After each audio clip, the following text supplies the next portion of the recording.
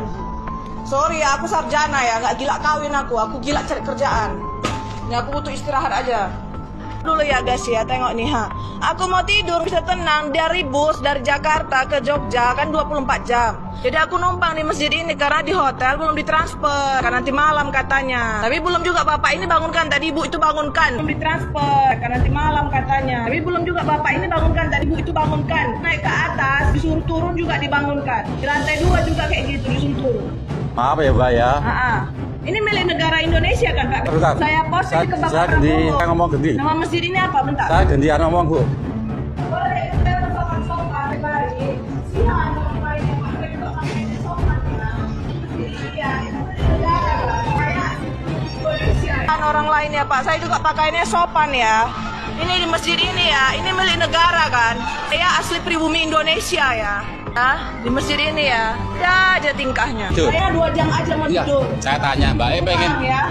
Mbak nginep sini musafir. Ya. Menumpangi istirahat. Iya. Pengen nyaman. Iya, tadi saya udah lapor. Sebentar dulu. Dulu dah Pak. Pengen aman. Ya. Pengen tenang. Iya. Yang tidak terganggu. Iya. Makanya petugas ini saya arahkan tempatnya. Mau nggak saya arahkan tempatnya? Mana? Itu. Situ ya. Itu tidak terganggu. Kenapa disuruh ke atas? Ada acara. Tapi kan dia disuruh ke lantai 3 kenapa di Ada awal? acara. Di sana ada acara. Kenapa nggak dikasih tadi awal? Nggak tahu. Ya. Ganggu bapak ya? Ya udah di sini ya? Ya, situ enggak nyaman, tidak terganggu. Makanya Oke. petugas ini mengarahkan tempatnya yang paling nyaman. Oh bapak, namanya siapa? Mana KTP? Ini Mas Welu. Mana KTP-nya? Kamu siapa kalau tanya KTP? Bukan vampir kan? Bukan vampir kan? Bukan vampir kan? Mana KTP-nya? Bapak, mana KTP-nya? Ya sekarang, Oke, aku buat laporan ya. ya sekarang Mbak sana dulu. Kendaraan ya. Mbak sana dulu, biar nyaman, Habis nanti dari situ aku diganggu kayak mana? biar nyaman, biar tenang ya. Hah? Kalau kayak gitu habis itu aku diganggu kayak mana? Biar nyaman, biar tenang, terganggu. Gua tengok ya. Biar enggak nyaman ya. Nggak tahu dia, nggak ada KTP-nya. Sampah. Aku dari lantai 3 loh tadi loh. Lantai 2, lantai 1 ya kan. Kebiasaan ya. Tolong cari tahu ya, aku posting ini. Banyak vampir kresek ya kan. Bukan manusia rupanya, vampir dia. Bahaya kali ya kan. Tusuk aja lah ya. Bahaya kali ya kan. Tusuk aja lah ya. Bahaya kali ya kan. Tusuk aja lah ya. Orang mau tidur nggak bisa. Berapa kali dibangunkan? Sopan ya. Saya asli pribumi Indonesia ya. Nggak ada otaknya. Sama aja sih. Sampah. Kebiasaan ya. Kebiasaan ya. Aku kerjai balik orang. Tadi suruh lantai 3. Ada lalu. Ini milik negara Indonesia ini bilang. Iya. Suruh lantai 3. Anjing. Sorry ya, aku sarjana ya, nggak gila kawin aku gila cari kerjaan. Ini aku butuh istirahat aja. Apa posting ini? Innalillahi wa inna ilaihi raji'un. Kita mendengarnya bikin ngelus dada ya ikhwah. Orang ini kan musafir. Ya, tahu diri lah. Kirain mbak ini yang punya masjid. Awalnya seperti itu. Ternyata musafir. Coba, akhlak dan adabnya itu dipakai. Ini kan jelas masjid. Dari kata sajadah yasjudu. Isi makannya masjidun. Artinya tempat sujud, tempat beribadah. Apakah dilarang untuk melaksanakan tidur, istirahat? Tidak dilarang. Bahkan madzhabul arba.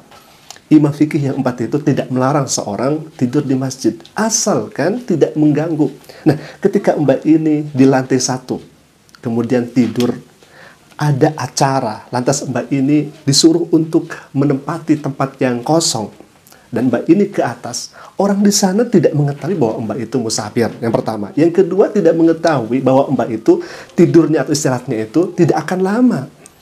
Sehingga kasihan orang di sana kepada mbak, supaya mbak ini tidak terganggu, dipindahkanlah. Dan ternyata qadarullah di atas juga ada acara sama pengajian. Gak elok kalau misalkan ada pengajian, kemudian ada yang tidur. Gak enak dipandangnya. Dan apa ya, kalau misalkan di tengah-tengah pengajian, di belakangnya atau di depannya ada yang tidur, kan gak enak juga. Apalagi para mustami di sana atau jemaah di sana merasa kasihan kepada mbak. Kalau misalkan terganggu atau bagaimana nanti ketika tidurnya, istirahatnya juga terganggu dan sebagainya, kan mereka juga sangat sayang kepada mbak. Tetapi perlakuannya, kemudian bahasanya, kemudian tindak tanduknya itu tidak mencerminkan seorang muslimah. Maka kalau misalkan Anda itu sebagai musafir, berakhlaklah dengan akhlak yang baik, berkatalah dengan tutur kata yang baik. Coba kan bisa ditanyakan kepada marbot, mohon maaf Pak, saya ini musafir. Anda sebagai musafir, kemudian ada marbotnya yang tahu agama, dan subhanallah, saya apresiasi kepada Pak Marbot ini, yang hemat kami ini sangat luar biasa. Walaupun Mbak ini tadi mengatakan kalimah yang tidak pantas ya, binatang juga disebut, kemudian ada pampir juga disebut ya, kemudian ada kata tusuk dan sebagainya disebut ya, tetapi subhanallah, Bapak ini begitu sangat sabar ya ketika memperlakukan ibu ini, walaupun dia berkata kotor, berkata kasar, dan membuat kegaduhan lah begitu di sana. Makanya sekali lagi kami wanti-wanti khususnya kepada ibu ini yang musafir, kalau misalkan Anda mau masuk ke masjid, dipersilahkan. Apalagi kalau misalkan mau ibadah, itu sangat diperbolehkan. Bukan milik Indonesia, masjid itu bukan hanya milik Indonesia, tapi masjid itu milik umat Islam. Siapa saja yang dengan baik, siapa saja yang ingin melaksanakan kebaikan, sholat, atau misalkan istirahat sekalipun, diperbolehkan. Asal jaga etika kita, adab kita, akhlak kita. Mungkin orang di sana, kalau misalkan ibu ini sopan, baik, kemudian bertingkah laku yang bijak, maka marbot di sini akan memperlakukan dengan baik juga, walaupun Anda seperti itu kelakuannya. Tetapi marbot ini begitu sangat hebat, luar biasa. Dan apa yang tadi disampaikan oleh Pak Marbot ini sangat mulia ya ikhwah. Mbak, silakan di sana ada tempat untuk istirahat supaya Mbak ini tidak terganggu, supaya Mbak ini nyaman, aman, tentram. Silakan di sana. Subhanallah, ini akhlak seorang muslim seperti itu ya ikhwah. Tetapi Mbak ini memperlakukan dengan semoga kejadian yang semacam ini tidak ada lagi ya ikhwah. Karena tadi mungkin niat Mbak ini memviralkan supaya mungkin ini kemungkinannya agar netizen itu menyerang Bapak Marbot ini ya ikhwah. Jadi dengan memvideokan dan viralkan.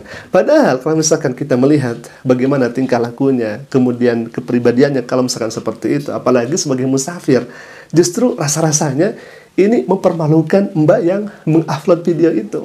Makanya ini semoga menjadi catatan buat Mbak supaya ayo berbenah diri, apalagi kan ini di rumah Allah. Jangan kita kemudian mencari keributan atau berkata-kata kotor lah seperti itu. Harus dijaga betul. Itu kan rumah Allah, tempat beribadah, bukan untuk melakukan hal-hal yang hemat kami seperti yang ada di video itu. Baik, mungkin itu dulu yang bisa kami sampaikan. Semoga hal ini bisa menjadi pelajaran untuk kita semua bahwa seorang muslim harus menjaga adab, etika, dan ucapannya. Apalagi ada di tempat yang mulia bersama-sama orang yang insya Allah di sana yang dimuliakan oleh Allah Subhanahu Wa Taala. Mungkin itu dulu yang bisa kami sampaikan. Semoga informasi kali ini bermanfaat. Aku qouli hadza. Jika bermanfaat silakan klik tombol subscribe-nya dan jangan lupa tekan notifikasinya agar setiap kami upload video baru, insya Allah akan menjadi pemberitahuan untuk kita semua. Aku qouli hadza. Assalamualaikum warahmatullahi wabarakatuh.